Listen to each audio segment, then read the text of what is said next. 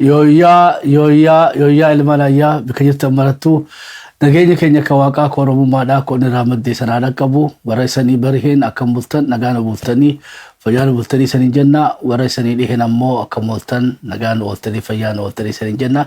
Salaamullahi alaikum wa rahmatullahi wa barakatuh.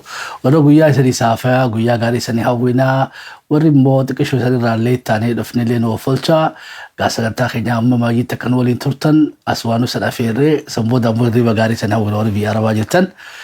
Egaa waaqa irraas naatoo isaati rahmata isaati waliin dachaasee fi beetee maqaan isaa haa ulfaatu galan isaa haa baay'atu isaniin jenna alhamdulillah rabbil alamin walitti deebuun tunuun goomtuuf hin jedhe baga nagaa walitti dhufne ilmaan ayyaa gaa waaqni qomateenya nu haa bal'isuu waan dubbannu nu haa miidhagsuu marii teenya nu haa eebbisu akkanumatti illee gaa hojii inni jaalatu nu haa hojjechiisu خاتمات ينلي نوها ميدكسو جنة تبورا ينلي واقع نوها بريتشو واقع ورا دوغا تركي رسبتي بيكي ولي اكيكي دوغا جي ولي غلي على غلي اللي واقع دوغا دينا اكرمت اللي ورا چبو تبيكي ولي اكيكي چبو بلفي لفي ولي أكيكي بوجي ولي غالي إراغوري إراهو فلي اللي واقع نواتاسيسو هندا كيسانوغا بغاناغان ولي دفني سنينجا أرا هندا بغا كيسانين داو إراغودا يرو أسرا بغا يساداونو نموني خليسا تارغي غودتاني بلوك نو هركا غوداني ياسان نمي توكو لنمي نوتي بلوك غودان جيرو I don't know how كنو غودانو تاتو فيسبوكي خيسا شرا وجتان تاتو نمي هدو داتو خليسا odoo live irra jirru akkanti live irratti hin jirretti odoo daawwatanuu kan deeqaa 20 kan 39 alatti aranii nu folcha isaniin jenna arragaa kallattumaan gara sagantaa keenyaa seenna sagantaa teenya gaa'ilaa maayyetti kan beektee nu tajaajilu shabboo alishabboo miidiyaa ammayyaa shabboo irraa qopheessaaf qindeessaa xiinxala siyaasaa maali mallee isaanis gaammeedhaati alitti rurafaa feeraatan yelmaan ayyaa baga nagaa waliin dachaane وهدو صديق أبني دفنا جرا أكجان ولي ترتان أبدي قدا قبنا وندك يسنوكا أسبانو أمبلوك شبه ميديا سنتكون ورقارتي جرتين وتفوفا يسني جنة أمبلوك شبه ميديا أمبلوك شبه إمبرو خجو سريلي نو بريسا هدو سياني بغانا جان نلفتن جنة دمشاش وهندو بقى خيسان لين دو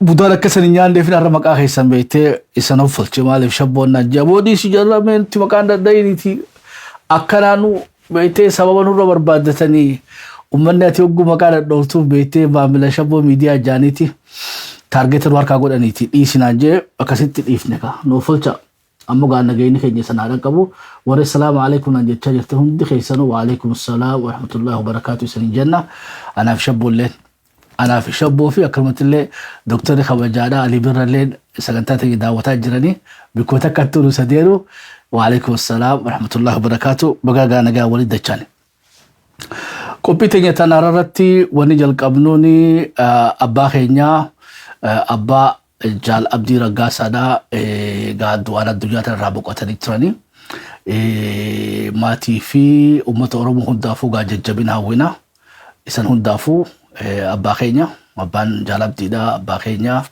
eega yaalirra yeroo dheeraaf turan booda addunyaa tanarraa du'aan boqotanii gaa nabsi isaanii waaqi amaaru boolla isaanii beektee daadhiin haa guutu biyya irraa salphattu jenna seenaan isaan haa yaadattu gaa abbaa keenyaan ilma akka abdiidhaan nu gumaachanii kanaafuu galanni isaanii guddaadha ilmaan ayyaa ilmi namaa tokko beekadhu bilaashii miti abdiin goota ta'uudhaaf abbaan isaa goota ta'uu qaba abdiin hayyuu ta'uudhaaf abbaan isaa hayyuu ta'uu qaba gaa ilma abbaa caalu jechuun kana jechuun abbaa keenya kana sirna awwaalchaa isaa duruu raawwate jechuun biyyarraa gabaasaan nu dhuftee haalli nageenyaallee waan hin mijaa'iniif sirna awwaalchaa isaanillee atiinyo doggoruu baadhee magaalaa hin cinnitti sardamaniituma awwaalanii silaagaa akka aadaa tuulamatti fira hunda eeggachuu isaa irra ture fira hunda eeggatanii sila gosti galaan hundi dhuftee ta'ee kaadhaa dhuftee taabbichuu dhuftee akkanumatti illee tagullallee dhuftee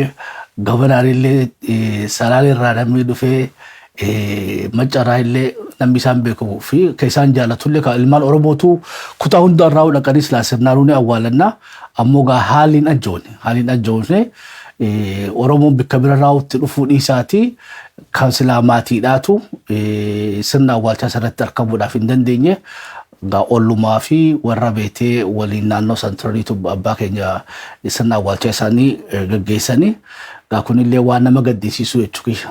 Sirni awwaalchaa Jaal Abdii Raggaasaadha silaa kanaa oli ammoo gaa haalli najjoofne maatiin gaddaan kan nu ibsanii yoo rabbiin fedhee ogaa haalli isaanii ajaa'iba ilaalleetti isaanii dubbisiifna gaa irra deebiidhaan abbaa keenya nafsi isaanii amaaru akkamatti illee beetee biyya irraa salphattuu seenaan isaa yaadattu jenna.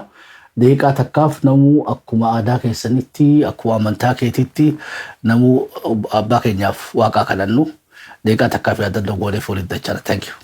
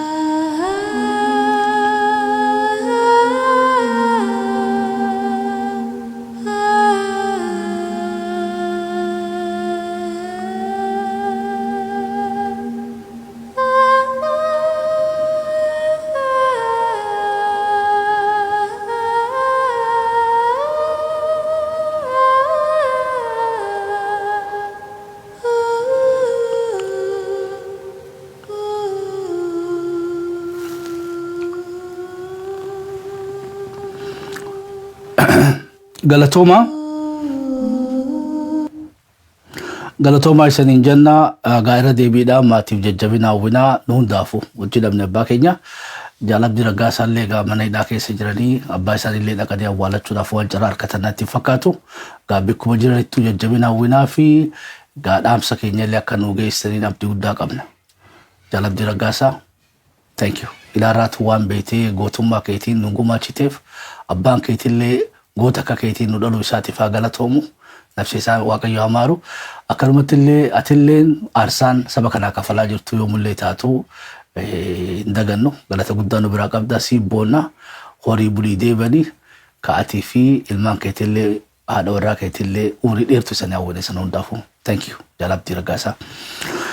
Sagantaa teenya tattaantutti dabruudhaaf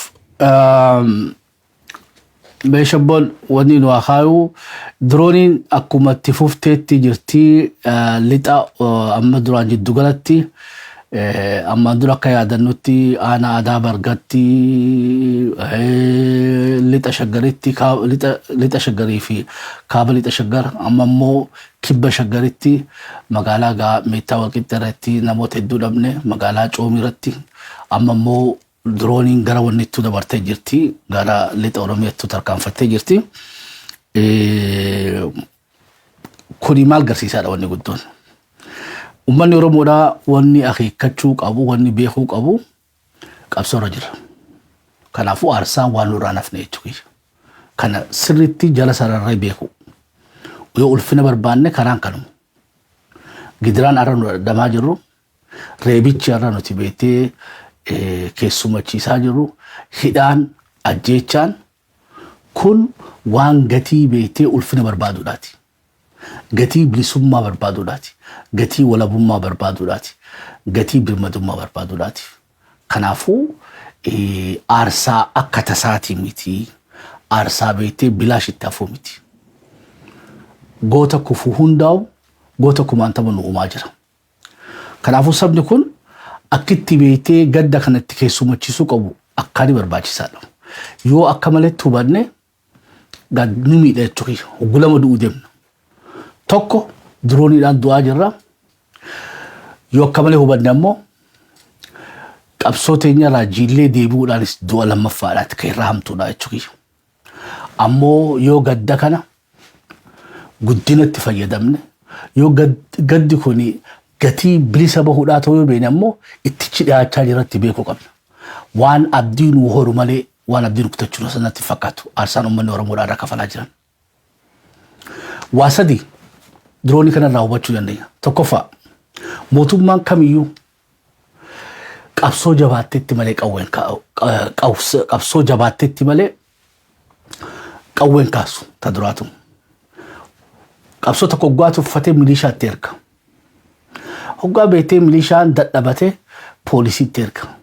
Hoggaa poolisiin dadhabattee humna poolisii idileetti ergata. Hoggaa san dadhabatee liyyuu haayileetti fida. Hoggaa san dadhabatee poolisii federaalaatti fida. Hoggaa san dadhabatee makalaakaa hoggaa makalaakaan dadhabatee riipoobilikaan gaardii hoggaa achi bira kuttee xayyaara kaasa. Akkanatti beeyinaa hidha dubbiin. Dirooniin tun sadarkaa qabsoon teenya geesseef ragaa guddaadha. Addunyaan akkasii beekti jechuudha. Konfliktii tokko keessatti mootummaan waraana lafaa fayyadamuu fi waraana ammas meeshaa teknikaal qabu taankii fi madfi fayyadamu hiika adda addaa qaba. Gaafa xayyaara kaase ammoo dubbii faayinaal argetti akkasitti haa beekan. Booda ragaa akka gaariitti isin agarsiisu ta'a. Lolli dirooniidhaa maal garsiisa ogaanne gulantaa irra geenye garsiisa. Sadarkaa irra geenye garsiisa. Kanaafuu akka pozitiivitti sabni keenya kuni akka damboobatti ilaalee ittiin boonuu qabnaadha. Aarsaan dirooniin kafallu qabsichi bikkatam gahee garsiisa takka. Lammaffaa baaraga mootummaadhaa abdii kutannaa mootummaadhaa lafarra moohamuu isaa agarta. Wanni waaqarraa boombii sitti roobsuuf waan lafaan si dadhabeef. Otoo danda'ee talafaa bira kutuun barbaadu. Maaliif addunyaan kana hundaa'u hiika qabdi. Akka itti ilaaltu qabdi.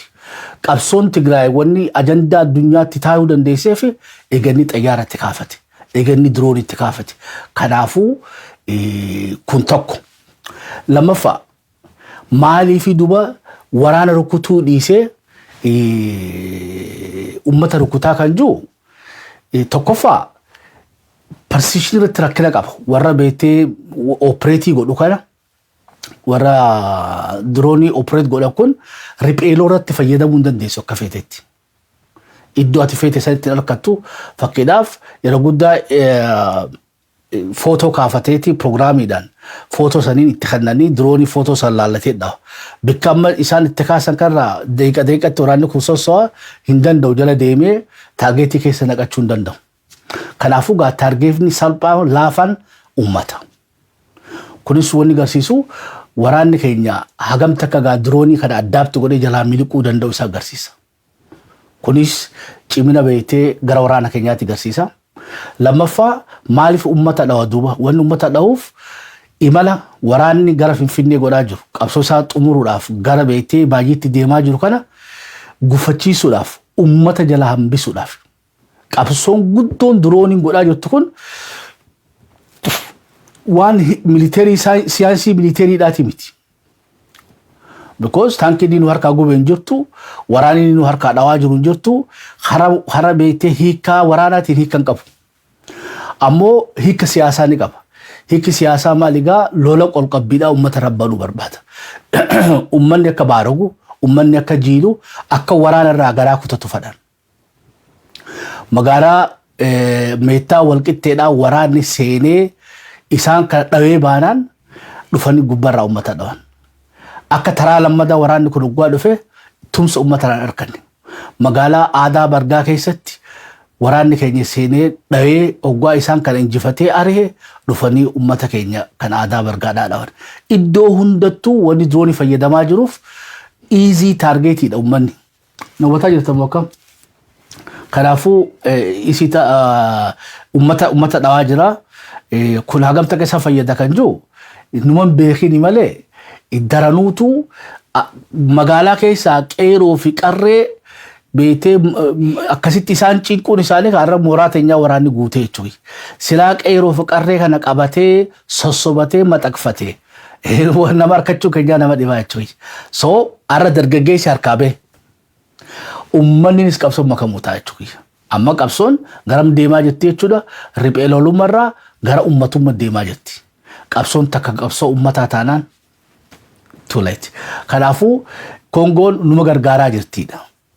Walii galaboo kam jiran numa fayyaddiitii obsa ammoo. obsafeeti. Itti yaada. Hawaasa nagaa irratti kan inni gaggeessaa jiru jechuudha. Namoonni du'an meeqa jette?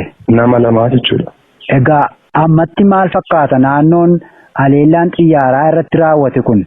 Amma ammaatti hawaasni mana cufatee mana keessa jira jechuudha. Mana keessaa gadi ba'uu hin danda'u. Har'allee akkuma ganda sanaatti gabaa guddaatu ture. Gabaa sanallee dhaquu sodaatee hawaasni amma ammaatti gadda keessa kan jiruun mana isaa cufatee inni kaan horii mallee akka xiyyaafatu dhabee baay'ee rakkataa jira jechuudha. Tasgabbiin tokko illee hin jiru. Uummanni maal sodaateetu mana cufate? Ammas xiyyaarri waraanaa sun deebi'ee dhufuu danda'aadha moo maalirraa ka'eeti? Amma isuma ammanti na wajjiniin gaaffiif deebii gochaa jirtu kanallee abdii daqiiqaa 5 dura xiyyaarri rukuttaa kun irra marsaa jirti naan jechaa turanii hawaasni jiraatan kanattiin quba qabaa jechuudha. Ati naannoo sanarraa xiqqoo baqattee jirta moo akkamiin odeeffannoo fudhatte? Sababa haleellaan sun raawwatee fi naannoo gadhiistee jirta? Eeyyanii sababii haleellaan sun raawwatee fi achirraa xiqqoo fagaadheen jira achii baanee jirra jechuudha. Qeerroo bilisummaa Oromoo kanas wanta jarri dudduubaa yoo dhuftees immoo wanta qabattuuf jennee dudduuba deebinee jirra jechuudha. Hawaasni garuu hawaasni achi ijaan argaa jiru kanattiin anatti murtaasaa jira jechuudha. Qilleensarra fuutee akaatee nurra marsaa jirti. Ganamaa kaaftii keessa dhiyoo nurra deddeebi'aa jirti. Ammas immoo wanti kun raawwataa jennee yaaddaa jirra mana keessaa gadi hin baane naan jechaa jiru. Egaa aanaa waayyuu tuqaa malee aanota Wallagga Bahaa tokko irratti haleellaa raawwachaa jira ganama kana kan jedhutu dubbatama. Mee achumaan waan ati quba qabdu jira aanaan haleellaan irratti raawwate yoo jiraate dhaggeeffattoota keenyaaf asumaan ibsi. Ammuma garuma kanattillee waraanni keenya waraanni abaa'oo aanaa waamaa agaloo ganda qabsoo keessatti waraana garboonfataa kana wajjin lafa walitti deemee waraanni keenya gaafannee achi keessaa rukutee baase jedhu dudduubarraan humni qilleensaadhaan immoo dhufee dirooniidhaan uummata nagaa irratti erga waraanni keenya rukutee achi keessaa baase waraanni keessaa ba'ee uummata nagaa irratti bakka lamatti uummata miidheeraa miidhaan sun amma ammaatti garuu maal akka miidhameef akkamitti akka ta'e quban qabu. Mee egaa ati waraana keenyaa jettee waraana bilisummaa Oromoo ibsaa jirta. Dhaggeeffattootaaf ifa akka ta'utti waraanni bilisummaa Oromoo waraana uummataati kan keenya jechaa jirta moo ati miseensa waraana bilisummaa Oromoo yookaan deeggaraa isaaniiti? Moo akkuma hawaasaatti waraanni bilisummaa Oromoo kan keenya jedhu miira akkasii ibsuu barbaadde? Ani deeggaraa waraana kanaa otoo hin taane ani uummata Oromoo keessaa bakka bu'ee anis Oromoodha waan ta'eef waraanni kun immoo kan Oromooti malee dhaaba tokko yookiis immoo kan biyya kana bulchootu hin taane kanaaf jedheetan malee dhaaba kanas hin deeggaru kan mootummaas immoo miti jechuudha. Oromummaa matunatti dhaga'anii waraanni kun waraana keenyadha kan keenya kan uummata keenyaati dhugaadhaaf ba'e waan ta'eef sun immoo naa gahee jennaan hin dubbadhaa jechuudha. Akka waliigalaatti haleellaa xiyyaaraa kana bifa garaagaraatiin diroonii fi miigii kan jedhamuun uummata irratti fudhachaa jira kan jedhanii dubbatantu jira. Egaa haleellaa akkasii mootummaan ani uummatan bulchaa jira jedhu yeroo tarkaanfii akkasii fudhatu sadarkaa maaliirra ga'uu ibsaa ammoo haleellaa akkasii fudhachaa isin bulchuu danda'a uummata bulchuu danda'a maalirraa hedduu mootummaa ani mootummaa Oromooti jedhee miidiyaarraa ololu kanarraa. Ani akka uummata tokkootti yookiis akka nama tokkootti gaafan dubbadhu mootummaan kun jibbaatee lafoodhaan mo'ameera eeyyee sodaadheera kan jedhu ibsaa jira jechuudha. Maaliif yoomiyyuu baroota darbanii yeroo bara dargiillee akka kanattiin dhaga'ama ture seenaanis hin dubbata. Kara lafootiin gaafa dadhabamee jedhu jibbaata karaa qilleensarraa wanta qabuu fi mootummaan kun kufeera hiddi isaa jalatti dhumeera sirrumni nyaatee kuffisuu fi wanna ta'ee fi mootummaan kun ofii kootii du'eera uummata simmoonaan qixa akkuma kaleessa waa'ee Wallaggaa kana dubbatetti Wallaggaa kanarraa dhimma wanta qabuu fi gara Shawwaa kanattis akkuma kana gara Oromiyaa lixaa kanatti wanta fakkaatee jiruu fi akka kanatti uummata nagaa kana dhiqaa jira kan jedhu haasaa mootummaan kun immoo baay'ee tortoraan kun immoo kufuunsaa ga'eera kan jedhu yaada biraafadha jechuudha. Uummata Oromoof maal dhaamta? Uummata Oromoof kanan dhaamu tokkummaa qabaannee waliigalteedhaan mootummaa kana ofirraa kaasuu qabnaa kan jedhu dhaamsa kan. Amma gaalaala uummata jechuun yemmoo beebii qotee bulaa ta'uu ni mala. Haasoo isaa gartanii namni biyyaa hagamta ka dammaqee ilaala. Akkatti waa ibsate. Waraanni kuni waraana abaa'ootii mitiidha. Waraana kaafaa'ootillee mitiidha. Waraana dhaaba tokkootii mitiidha.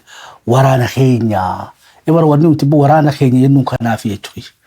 Woboo kunis maqaa isaaniitu. Ammoo waraana keenya jechuun hiikkaan isaa maali waraana uummataa jechuu gabaabinaan.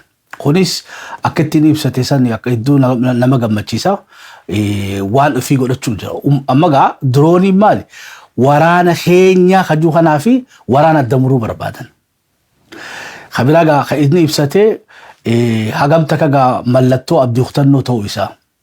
Iddoo waraanni keenya irra jabaate gandaa adaba. Iddoo waraanni keenya keessaa guuse uummata dhufee uummata ajjeesaa jiraadha. Tunis takka.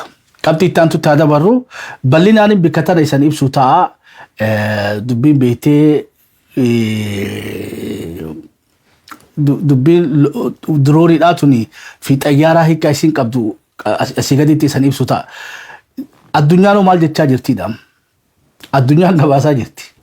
Because they know USA'n Awurooppaan biyyoonni guddatan mootummaan takka uummatatti xayyaara kaafannaan abdii kutate jechuudha. Last minute always kan beektee xayyaara kaafatan. Fakkeedhaaf Gaadaafiin beektee xayyaara kaaseetti eega uummata fiidhee baatii ja'an turre hote. Dargiin eega xayyaara kaasee boodaan isa agarsiisaa Tigraay beektee haawuzeen dhahee booda amata takkaa'uun turre. Maal jechuu barbaanneeti bikki jirru kana uummanni Oromoodhaa hubachuu qaba. Bikka qabsoon isaa geessee beekuu qaba. Hoggaa bikka tana jirru ammoo aarsaan hamtuudha. Maaliif mootummaa baareede mootummaa abdii kutatte uummata beektee uummata kanaa modoo niikuloora qabdee ni dhowtii jechuudha. So aarsaan amma booda kafallutuun aarsaa murteessaa ta'uu beekuu qabna. Aarsaa saniifillee sabni keenya biyya keessaa fi biyya alatti illee qolqabbiidhaan jabaachuu qaba. Guddachuu jirra, moo'achuu jirra. Kana irraa dubbatamuu qabu malee uummata keenya dirooniidhaan du'e dhiiga isaatii fi reeffa isaa asirra fidee isa boochisuu faayidaa takka illee hin qabu. Totally aarsaa obboleen keenyaa qisaasuudha. Wanni uummata keenya ajjeesuuf uummata keenya jiilchuudhaaf. Ati hoggaa gabaaftu hiika maalii fi mootummaan tun arra xayyaara kaafattee uummata Oromoo dhowuu jirtuu himuu dhiiftee xayyaara uummata Oromoo dhahee hoggaa himte you miss the point. Dubbii beekteegaa OBN numa taate jechuudha. Ololli akkasii saba kana abdii kutachiisa malee hin fayyadu. Warri miidiyaadhaa bikka tan akka gaariitti ofirraa eeggachuu qabna. Hoggaa aarsaa uummata keenyaa gabaafnu waay beektee qabsicha hojii walitti hidhuu qabna. Karoora keenyaa walitti hidhuu qabna. Eessa geenyee nuti ilmaamuu qaba. Walii gallamu akkam yoo ammoo nama hidhamuu fi kaduu fi ajjeefamu kana hafarsiteef egaa uummata Oromoo jiilchuu jirtaafu gabaajataa itti sii baasaadha. Yeroo garii uluma teenyaa if rukutaa jirra. Lolli amma deemaa jiru gulantaa qabsoo keenyaa agarsiisa. Waraanni keenya bikka tamgee agarsiisa. Muddama mootummaa agarsiisa. Bikkitti irra fokkos godhuu qabnu mootummaan maalii fi diroonii fi xayyaara fayyadamaa goyanne ittuma jabaatte. Gaa bikka tana bikki nuti jabeessitee raasuu qabnu malee nama keenya kadu'e miti. Anyway carraa kana fayyadamuudhaaf obboleen keenya warra aarsaa nuu kafalan ittiin boonna. Biyya irraa salphattu fuulli rabbi isaanitti haa tolu seenaan isaan haa yaadattu ittiin boonna. Kabiraafillee aarsaadhaaf qophaa'uu qabna. Uummanni Oromoodhaa saba biicuu miti. Saba guddicha Afrikaadhaati. Saba guddicha Afrikaadhaa hidhuudhaanis furmaata hin dandeessu. Parsantii tokko keenya hidhuu hin danda'an siima. Parsantii tokko Oromoodhaa mana hidhaa kaa'uu hin dandeessu. In millions waan taanuuf. Parsantii tokko nama 700 oli Oromoon. Furmaataaf miti. Nama meeqa hidhee danda'a? Nama meeqa sodaachisee danda'a? Nama meeqa ajjeesee danda'a? Rasaasuma harkaa dhuma malee uummanni Oromoodhaa hin dhumu. Miilika irraa hafne, Haayile Sillaasee irraa hafne, Dargi irraa hafne, Wayyaanee Ahmed 27 kanaa ol nu goote irraa illee hafne jira. Kanaafuu waamichi mootummaa tanaaf goonu maali? Uummata Oromootti lolatti bante kana ittiin injifattu, ittiin milkooftu jennaan.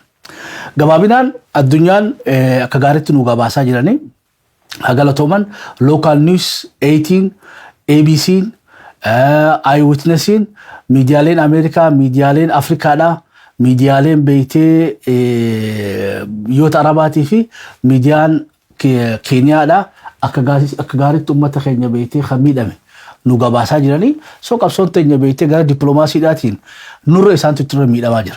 Ammaas wanni biraa wanni san dagachuun qabne maali? It's very expensive business. Arra rasaasii nu qarshii meeqaa jechuudha. Drooniin ban nama dha'uu kana everyday inni dhufee fagaattuu nama 2 fi 3 fi 4 ajjeesa ammoo waan mindaa waraana isaatiin nurra fixaa jechuudha. Drooniidhaan qabsootti fufuu hin danda'u awgaaranchi. Hawwii fi fadhiin isaa ummata Oromoo abdii kutachiisu. Dandahee na amana shaboo miidiyaan maal jeeja. Dandahee baatii jaanuu joololuu hin danda'u. Ittuma jabaattee fi har'a droonii Oromiyaa keessa kaafata malee lolli isaa albaasaa jiru kakaabaati. Maaliif kaaban geessine waraanaatu tessiqe. Afaan biraatiin droonii Finfinnee irraa faccisu jira ummata. Ummataa fi qabsicha waraana Finfinnee irraa faccisu jira. Eeraan inni dhawaa jiru laaltan sarkila Finfinneedhaati. Aadaa bargaa ugaa fudhattee gubbaan ugaa beeytee maal jettanii naannoo baadiyoota hin ciddiidhaatii fi baadiyoota beeytee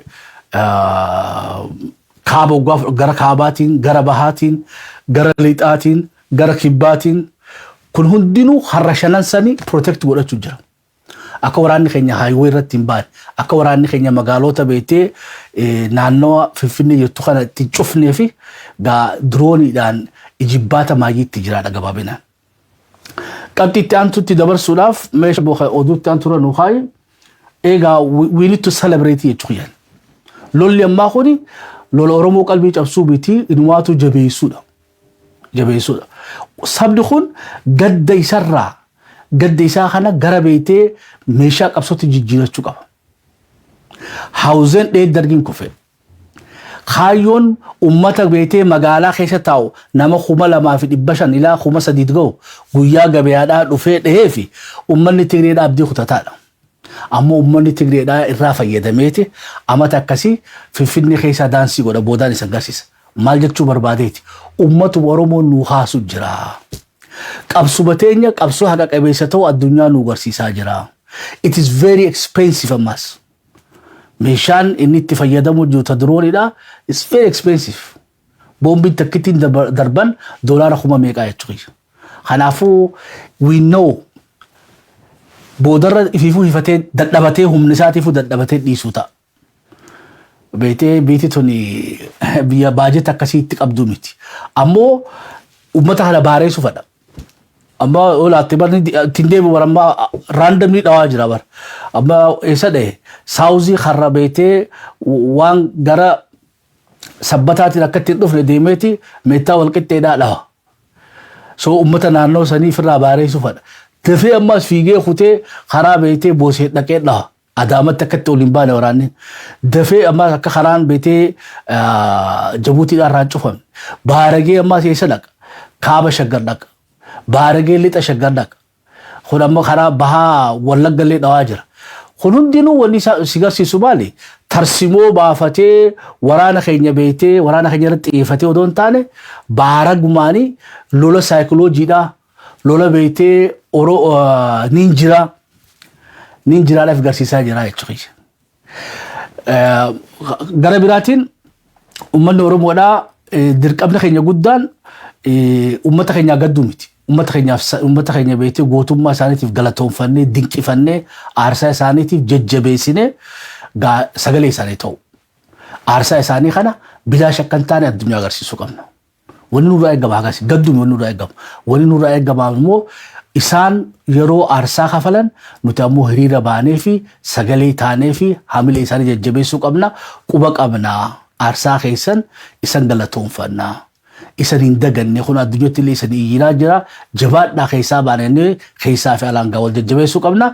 Carraa kanaaf fayyadamuudhaan gaa hiriirii bika adda addatti qophaa'ee bahaa jiranii gaa ammaaf keessan garsiifnu kan UK'dhaati warra UK'dhaati irra deebinee galatoomaa jennaan itti dhiyaadha.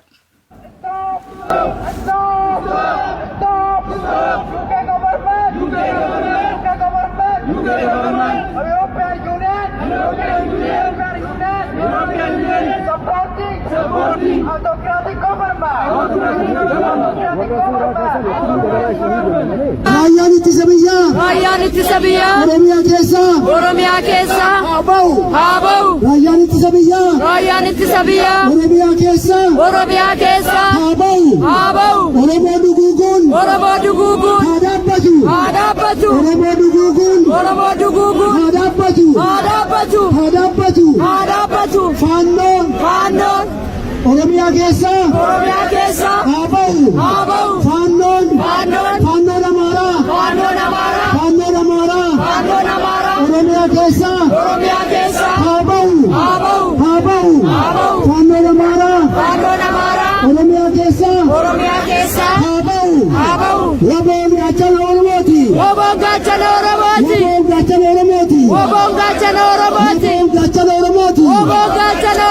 Kan waboo dura dhaabbatu. Diina Oromooti. Kan waboo dura dhaabbatu. Diina Oromooti. The Prime Minister of Ethiopia is a terrorist. Abiy Ahmed of Ethiopia is a terrorist. Abiy Ahmed of Ethiopia is a terrorist. Abiy Ahmed of Ethiopia is a killer. Abiy Ahmed of Ethiopia is a killer. Down with the killer. Down with the killer. Down with Abiy Ahmed.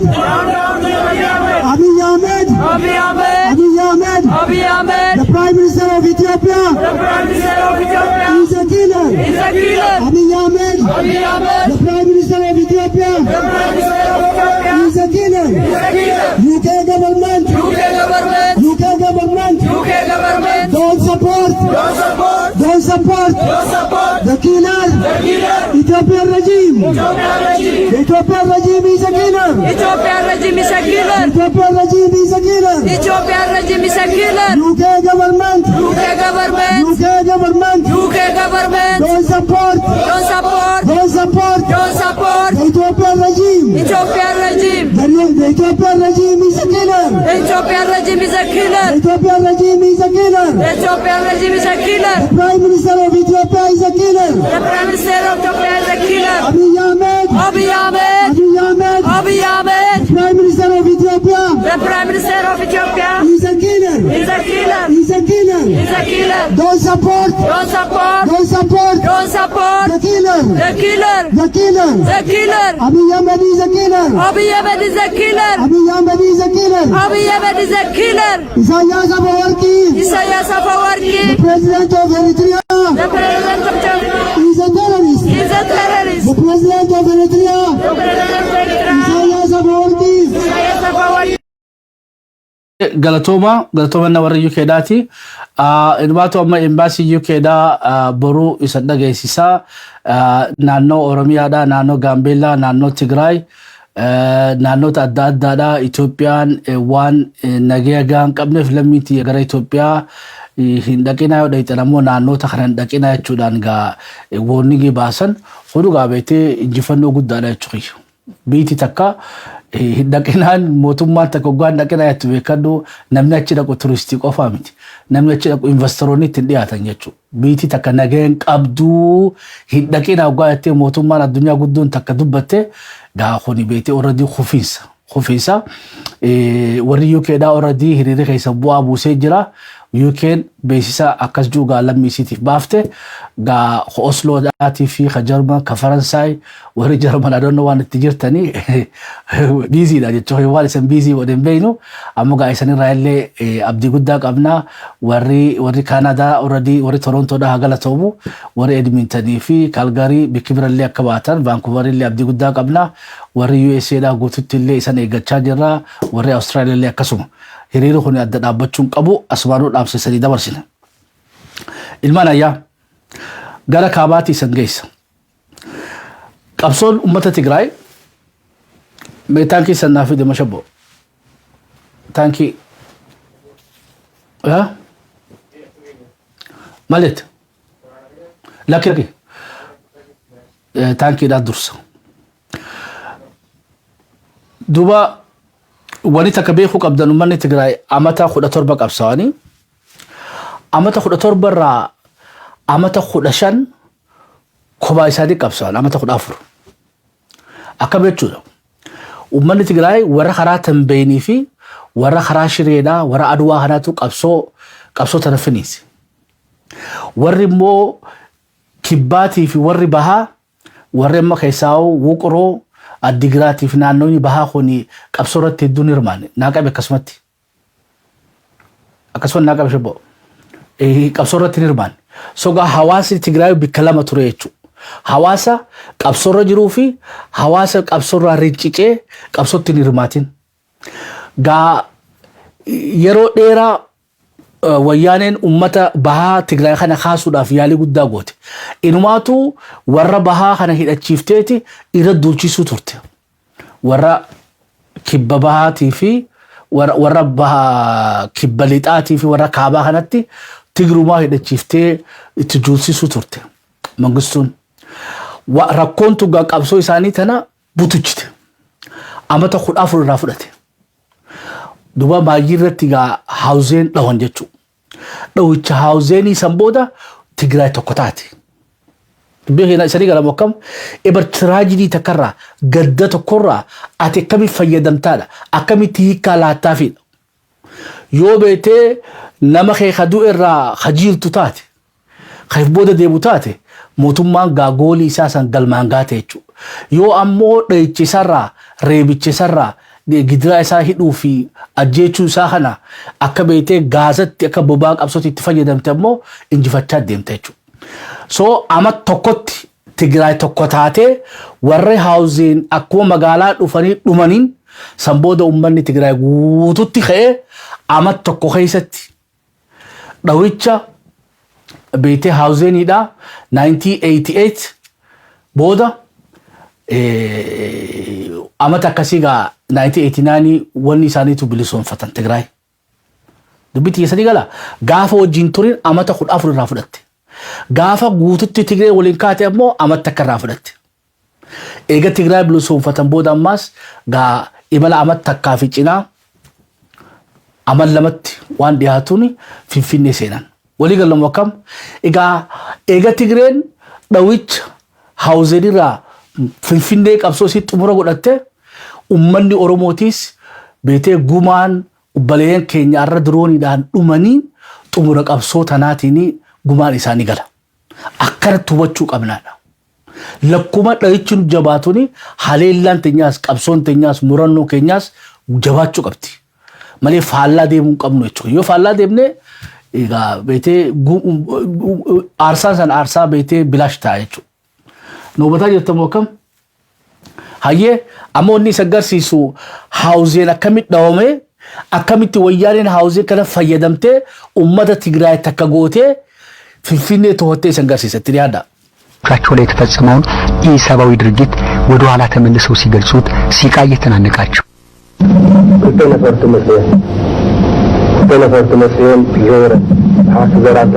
በግምት ወደ 5 ሰዓት አካባቢ ይመስለኛል ሁለት የጦር አውሮፕላኖች መጡና ከተማዋን ዞረው ሄዱ የአውሮፕላኖቹ ማንዣበብ የተመለከተው ህዝብ በፍርሃት ተዋጠ ዛሬ ገበያ ቀን ነው በዚህ ሰዓት ይህንን ህዝብ ምን ሊያደርጉት ነው ያለም አልጠፋም ድርጊቱን የጠረጠረ ግን ወዲያውኑ በመሸሻ አምልጧል ይህንን ግፍ ያደርሳሉ ያልጠረጠረው የቦምብ ሰለባ ሆኗል የቅኝት አውሮፕላኖቹ ዞረው ከሄዱ በኋላ ወዲያውኑ የውጊያ አውሮፕላኖች ቦምብ ማዝነብ ጀመሩ በድብደባው የተደናገጠው ህዝብም ወደ ቤት ገብቶ ነፍሱን ለማስረፍ ሞከረ የህዝቡን መደናገጥና መረበሽ ተከትሎም አውሮፕላኖቹ ገበያ ላይ ቦምቡን አዘነቡት ገሚሱ አውሮፕላኖች ደግሞ ከወዲያ ወዲህ የሚራወጠውን ህዝብ ከሰማይ የጦር መሳሪያ በመተኮስ ዙሪያውን በማጠር መሃል አድርገው ፈጁት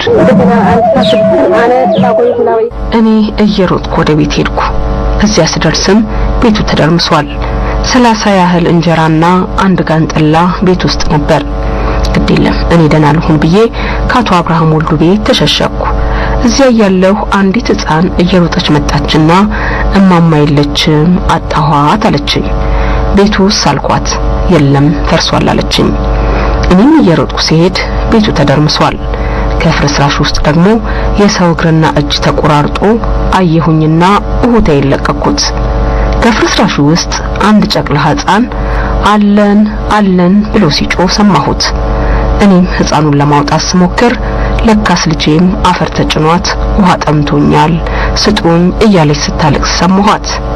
ከሰማይ የአውሮፕላን ሩምታ ባለማቆሙ የሚይዘውንና የሚጨብጠውን አጣው። ለልጄ ውሃ ለመስጠት አንዴ አፈር ሌላ ጊዜ ድንጋይ ሳነሳ ጊዜን ፈጀሁት። ውሃ ባለመኖሩ የልጄን ሕይወት ማትረፍ ተሳነኝ። ያኔ ሐውዜን በአውሮፕላን ስትጨፈጨፍ ንጹሃን ዜጎች እንደ ቅጠል ሲረግፉ በርካቶች ከቤታቸው ወጥተው ሳይመለሱ በቀሩበት እልቂት በአሁኑ ወቅት የሁለት ልጆች እናት የሆነችው ፋጡማ መሐመድ ያኔ የ13 ዓመት ልጅ ነበረች። በሐውዜን ተወልዳ ያደገችው ፋጡማ በወቅቱ ቤተሰቦቿ ወደ ገበያ ሲሄዱ እሷ ቤት መቅረቷን ትገልጻለች። ስሜ ፋጢማ መሐመድ ይባላል። ስሜ ፋጡማ መሐመድ ነው። በወቅቱ የ13 ዓመት ልጅ ነበርኩ። ቤተሰቦቼ ወደ ገበያ ሲሄዱ ቤት የቀረሁት እኔ ነበርኩ። ቀኑ ሰኔ 15 እለቱ ደግሞ ረቡዕ ነበር። ቤት ያለው ረፋዱ ላይ ድንገት አውሮፕላኖች ከሰማይ ቦምብ አዘነቡ። የኛ ቤትን በሳት ጋየ። ያኔ ታዲያ ቀኝ እጄን አጣሁ። ይሁን እንጂ አካሌን አጥቼም በህይወት በመኖሬ ይሄው ዛሬ የሁለት ልጆች እናት ሆኛለሁ። በተከፈለው መስዋዕትነት አሁን ልጆቼ የሰላም አየር እየተነፈሱ ነው። ሁለቱም ልጆቼ ተማሪዎች ናቸው። የ8ኛና የ7ኛ ክፍል ተማሪዎች።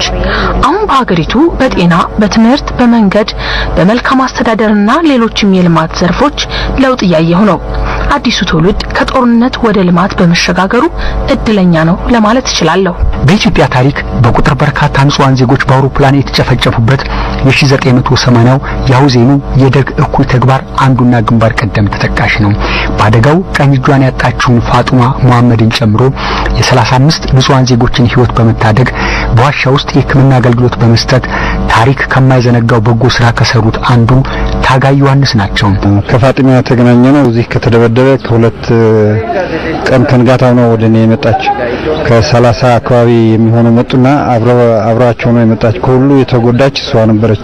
እዚህ ተቆርጣ እጇን ተንጠልጥለው በሕክምና አነጋገር ጋንግሪን የሚባል ወይ አካል የማይሰራ የሞተ አርተሪ ተበጥሶ ደም የማይሄድበት አካባቢ ስለሆነ እጇ ጋንግሪን ወይ ጥቁር መልክ አሳይቶ ነው ወደኛ የመጣ። ያኔ ቡድን ነበረኝ መድኃኒት የሚሰጥ ሌላ የሚተጋገዝ እንደ ኦአር ነርስ የሚባል ትንሽ እቃ አዘጋጅተን ያው እንደዛ ነው ያዳናትና ሰርጀሪ በወቅቱ አልተማርኩም፣ ኋላ ነው የተማርኩ። ግን ያኔ ሪፈር እንዳልላት ሰው ወዴት ሕክምና ዝም ብዬ እንዳላት ልትሞት ነው። ስለዚህ ያለኝ አማራጭ መሞከር ነው። ኮንፊደንስ ወይ በልበ ሙሉነት ይህች ልጅ መዳን አለብኝ ብዬ ከግሩፕ ከቲም ወርክ ተነጋግረን እንሞክርላት ብለን ነው የሞከርናና ያው ሞከርናት፣ ዳነች፣ ሆነች።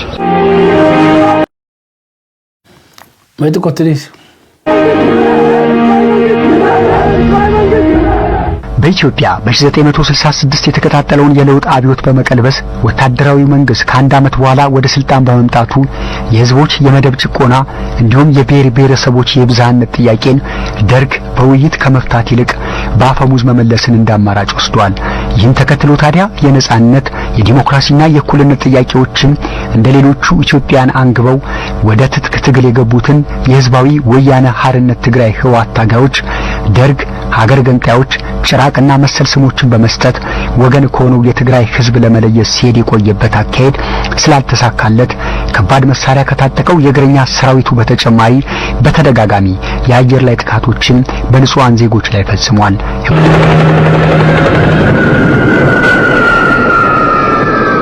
ከግማሽ ዕድሜያቸው በላይ በትግል ውስጥ ያሳለፉት በትግል ስማቸው ወዲ ስብሃ እየተባሉ የሚጠሩት የ81 ዓመቱ ኮሎኔል አብርሃም በርሄ እንዲሁም በ1976 ህወሓትን የተቀላቀሉት ገብረመድህን አርያ እንደሚሉት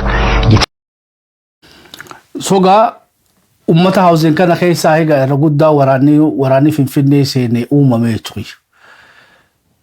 ቶኮ ትራጀዲ ከነ ቦዳ ኡመኒ ትግራይ ቶኮ ተሄ ዱራን ኮባ ኢሳኒ ወለረት ይላሉ ተራ ከማ ኦሮሞ ወለራ ላልቶ ሆነቲ ኤጋሞ ሮሮቱን ዱፍቴ ቦዳ ኡመኒ ትግራይ ቶኮ ተሄ ቀብሶ አመተ ኹዳፍር ኮባ ኡመኒ ክበሊጣቲ ፊ ካባ ገገይሳ ቱሬ ሰለቲ ወሪ ባሃቲ ፊ ካባ ባሃቲ ዳሜ ኡመተ ትግራይ አመት ቶኮ ከይሰቲ መቀሌ ቀበተን amat takkaaf walakka amma amata lama keessatti ammoo Finfinnee seenan. Gaafin guddoon jirtu drooniin hin shakkina guyyaa magaalaa akka haawuzeenitti yoom taanaadha malee haawuzeen hin shakki malee. Hin shakkina. Gaafni beetee guyyaa gabayaatiin uummata Oromoodhaa akkana dhowwutaa fagoo miti jechuudha. Oradii bikka tiifannuun nu dhawaa jiran. Walloo keessatti bikka gaafa nama 55 coomii keessatti bikka nama 300 fixanii jira jechuudha drooniidhaan. Nu biraas guyyaan haawuzeen fagoo hin jiruudha. Ammoo gaa tiraajidii kana booda xiiqii keessa seenee uummanni Tigraay Finfinnee waggaa to'atanii sin agarsiisa amma. Gaafin guddoon Oromoodhaa roorroo si gubbaa jirtu tana akka bobatti fayyadamtee qabsoo ta'eef dura furgaasisuu dandeessa moo jiilteetiif booda deebita. Filannoon keenya ture. Yoo akkatti nu gabaafnu akkatti wal gootomsinu taane xumuratti godhuu dandeenya gabrummaa teenya. Yoo lakkuma dhoomnuun hidhamnuun ajjeefamnuun beeteef booda dachaanu taane immoo ifirra dheereessu jira. Kanaafuu paartiileen keenya, hogganoonni keenya, miidiyaaleen keenya akkaataan gadda Oromoodhaa itti gabaafnu istiraatiijik ta'uu qabnaan isaanii jaa. Gaa uummanni kun ammoo gadda isaanii san bobaa qabsoo isaanii godhatanii roorroo isaanii san xumuratti godhatan. Sabni tokkoomee amal lamaa ol hin qabsaa'anaa sanii. Warri Tutsiidhaa amat takkaa fi cinaan taane keessatti qabsoo isaanii galmaan gahatan. Nama 800 reeferraan tarkaanfachaa jenosaayidii isaarratti dalagame san Kigaalii qabachuudhaan xumuratti godhan. Sabni bilisoomee hundinuu gatii kafaleeti. Namni bilisummaa harka kannaniif hin jirtu. Eega ulfina feene, eega bilisummaa feene, eega birmadummaa feene, eega walabummaa feene gatii waan kanaa barbaachistu kafaluudhaaf sabni kun qophaa'uu qaba. Warra ammoo gaa aarsaa kafalan kan ammoo beetee aarsaa isaanii dura balleessuun qabu. Aarsaan isaanii bara akka nu bilisoomnuuf malee akka nuti booda dachaanuuf miti. Yoo drooniin beetee aadaa bargatti nama fixxe kan beetee tuulama keessatti kan Wallagga keessatti nama fixaa jirtu kun aarsaan Oromoon bikka adda addaatti Gujiitti Booranatti Harargeetti aarsii kafalaa jiru kun kan Walloo keessatti kafalaa jiru kun yoo gaa fuuldura nu oofuu hin dandahini lakkuma nu dhawaniif booda kadachaanu taane gaa gabrummaa fira dheereessine aarsaa san hundaa gatii dhookkinaa jechuudha. Kanaafuu ifirraa eeggachuu qabna saba koo qaalii. Ilmaan ayyaa akkaataan itti waa laallu jijjiiramuu qaba. Lakkuma uleen jabaattanii dhiyaannee dhaamsisi. Malee mootummaan jabina mootummaan agarsiisu. Akka faallatti hubataa jira. Laafina mootummaa agarsiifti. Maaliif addunyaan ni laalti. Addunyaan konfliktii biyya takka keessaa yoo milishaadhaan dhumte waan laaftuudha beekadha. Hoggaa makalaakaa dubbiin jabdu. Hoggaa ammas beetee Riipooblikaan gaardii inumaa jabaatti hoggaa xayyaara geessee xumuramuuf deemti. Xumurarra jirraa mudhii teenyaa hidhannuudha. Meegaa aarsaa kana booda haawuzeenii booda akkamitti uummanni Tigraay maqalee qabatee maqalee bira kutee miillaan gaara gunaa gubbaa bahanii Gondar qabatanii Goojjaam qabatanii miillaan Wallagga seenanii Wallagga irraa ilaa Finfinnees miillaan dhufan. Egaa namni murate hoggaa akkasii hadhooftee Finfinnee miti Oromoon bar Finfinnee irraa kiiloomeetira yokkam xiqqeessite kiiloomeetira 50-60 irraa jirra. Uummanni kun ammoo almost kiiloomeetira 1,000 deemee dhufeedha. Namni roorrifame guutamuu qaba malee beetee gufatee booda deemuun qabu. Meegaa warri ilmaan haawuzeen beetee akkamitti Finfinnee hoggaa qabatan sana agarsiifnammoo. Lolli kuni lola masaraa qabachuudhaaf godhan. The last battle masaraa keessa zabanyoota muraasaa ture akkitti dhadhawanii qabatan laala 91.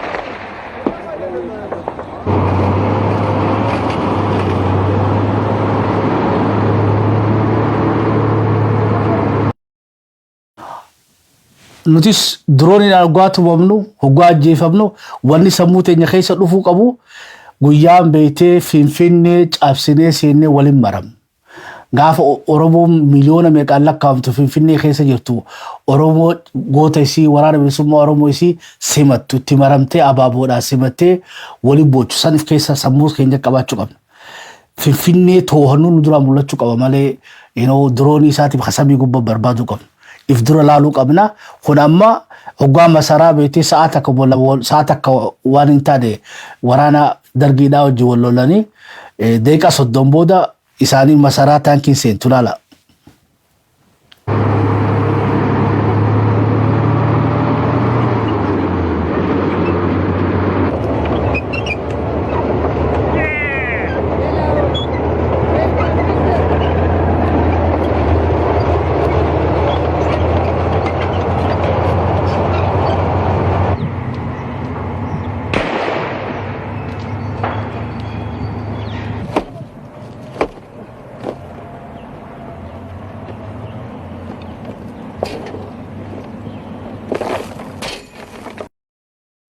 Tulama tankii maayyiidhaa irraa gubatti.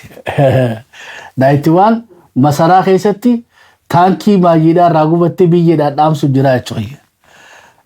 Dubbii onnee malee barwaa it's not anything else. Kophaa isaatti immoo dhaamsu jira masaraa keessatti itti daadha.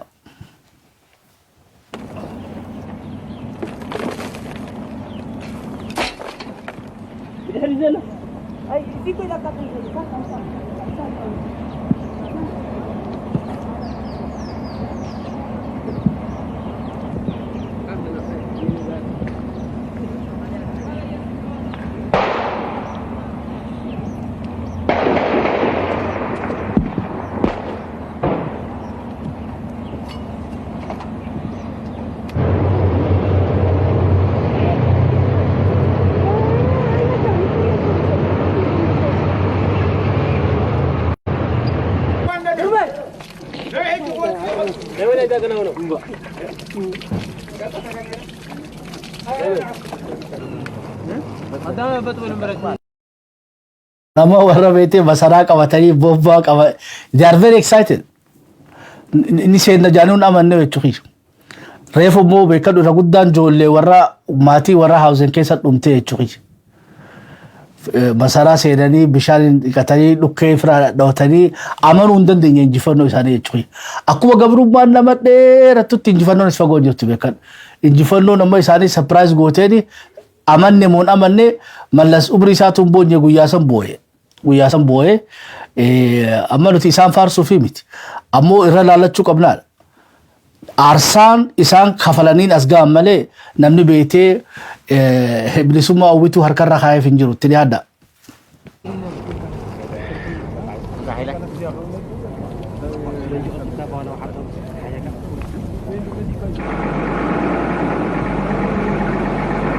Faster, so to speak.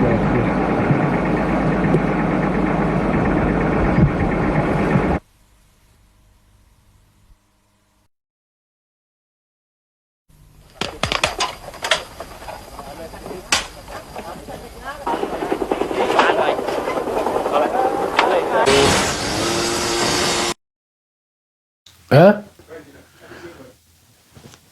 خبراتي هاي بس كيسافي اوكي هاي غبابين اغا كنا تشوي هاوزي ديرا امت تكافل كا خيسه تبو في نجران امال نمو فوتو يسادي اغا تكوني ورا مسرا سنقبته يادنو داف مورا سكيسه دابتني سورا خان ولي لمكم خنافو نوتيس غد خينير كابيتالايز غدنه qabsoota jiratti xumura ummachuu malee yoo of booda dachaanee aarsaa kafalleessan hunda bilaash godhu. Yoo ammoo aarsaa kafallu kana hundatti gootomaa murachaa hadhaawaa deemne gaa gumaa baasaa jirra jechuudha. Waliigalee bokkam kaanuunis rabbi haa ga'u nuunis beetee warra gumaa hacaaluudhaa gumaa beetee naa'ol hin boon akkasumas gumaa Abduu Jabbaar Hussein gumaa qeeroo fi qarreedhaa akkanatti aarsaa kafalee Finfinnee seenee warra beetee umrii teenya irratti beetee gabrummaa tana ofirraa xumura godhu rabbi nu haa godhu fagoon jiru naa mana. Sabni kun akka amma deemu jiru kanatti amal lama kana ol hin kuttu. Amata lama afuusii mootummaa tan rabbi haa beeku. Dubbiin uummata Oromoo irra hidha. Uummata Oromoo irratti hidha. Haguma nu hayyamne takka nurra turanidha. Haguma nu muranne, haguma nu falmanne, haguma nu qindoomne muranne irra hidhaadha malee mootummaan arra jirtu tuni dippiloomaatiklii gaaza fixatte, qabeenya fixatte, dippiloomaasii fixatte, ummata biyyaatii fi biyya alaatti ajoote waraan isaatu guyyaarraa guyyaatti abdii uffatu jira. Bu'aa boruwaan nyaachisuu hin qabu jechuudha. Guyyaan bari hundinuu mootummaa tan laaffisaa tuba deema. Nuti ammoo jabaachaa deemna. Kanaafuu bikka abdii kutannu san hin jirru jechuu barbaadeeti. Walumaa namoo kam egaa nuunis guyyaa kana rabbi nu anaaf seenaa akkanaa hojjechuu qabdi Oromoon. Nu beetee xumura keenya rabbi nu haa bareechu. Xumura keenya rabbi nu haa bareechu irraa fagoo hin jiru gabaabinaan. Meegaa gara wanni itti deebina amma gara waraana bilisummaa oolmee waraana bilisummaa Oromootti isan geessaa laata woboon maali jedhamee itti adeeman. Yuushaa akkam jirtu dhaggeeffattoota keenya kabajamoo nagaan keenya Oromummaa bakka jirtanitti sinaa qaqqabu gabaasa tarkaanfii gooticha waraana bilisummaa Oromoo onkoloolessa 28 2022 isiniif dhiyeessa. Injifannoowwan boonsoo fi cululuqoo waliin ana qaafan fayyiraati. Gootichi waraana bilisummaa Oromoo tarkaanfii laalessaa waraana weerartuu PP irratti fudhatu jabeessee itti fufuun loltoota Abiy Ahimad kaleessa du'aaf madoon adabee jira. Lola kaleessa ganama onkoloolessa 27 2022 hanga toora saayitii sadiitti godina Baha Wallaggaa ona Saasiggaa qarqara magaalaa Aanichaa fi magaalaa Jimaataa gidduutti argamtu bakka Gammannee jedhamtutti irree fi gaachanni uummata Oromoo woboon loltoota nyaaphaatti dursee hattee hidhuun rasaasa akka bokkaa itti roobsuun baarudaan macheessee tarkaanfii fudhateen 25 battalatti yoo ajjeesu 47 madeessee jira. Kana malees tarkaanfii kanaan hawwee Akaamaa 15 hidhannoo guutuu waliin faashistoota Abiy Ahimad irraa hiikuun dantaa qabsoo bilisummaa Oromoof oolchee jira. Irree fi gaachanni uummata Oromoo woboon zoonii kibbaa konyaa Gujii lixaa Cibiraan Gumaa Baastuulaa Soorroo onkoloolessa 27 2022 aanaa galaanaa magaalaa Giwwee jedhamutti humna waraanaa faashistii Abiy Ahimad kanneen aangoo nama dhuunfaa tiksuuf qacarame irratti tarkaanfii laalessaa ganama saayitii 12 irraa kaasee fudhateen humna raayyaa ittisa biyyaa nama 27 ol ajajaa kololeelaa tokko dabalate du'aan yemmuu adabu nama 24 kan ta'an immoo madoo dandammi hin qabneen adabuun magaalicha osoo hin qabatin duubatti ari'ee baasee jira. Humni raayyaa Impaayera Itoophiyaa madoo fi reeffa kaasuu waan hin dandeenyeef guyyaa guutuu moortera fayyadamuun manaa fi uummata nagaarras gaagaamni dhaqqabeera. Lolli lafoo fi qilleensa hammaachuun kufaatiin murna bilchiginnaa dhiyaachuu agarsiisa malee imala bilisummaaf goonuu nu hin hanqisu. Horaa bulaa deebanaa injifannoon uummata Oromoof. So waraanni keenyaas kan hojjechuu jira. Beetee droonii fi xayyaara kaasuun isaa if booda nun deebisuudha. Big message beekadha. Big message haawuzeeniidhaanii dargeen koftee nutis haawuzeenii teenya beetee wanni keessatti argine wanni amma drooniidhaan manni keenyatti dhumaa jiru xumuratti godhuudhaan qabsoo teenya garuu xumuraan nu dhiyeessu jirti. Gaa hidhannoon isaan hiikkatan keessaa lola amma reefu dubbatan keessaa warri dishkaa hiikkatee isaanii salabiree godhu haalaan dhume. Joonandaare sabakoo sanyii gootaa leenca galmi dagalaa eessee yommana galaa. Joonandaare sabakoo sanyii gootaa leenca galmi dagalaa eessee yommana galaa. Joonandaare sabakoo sanyii gootaa leenca galmi dagalaa eessee yommana galaa.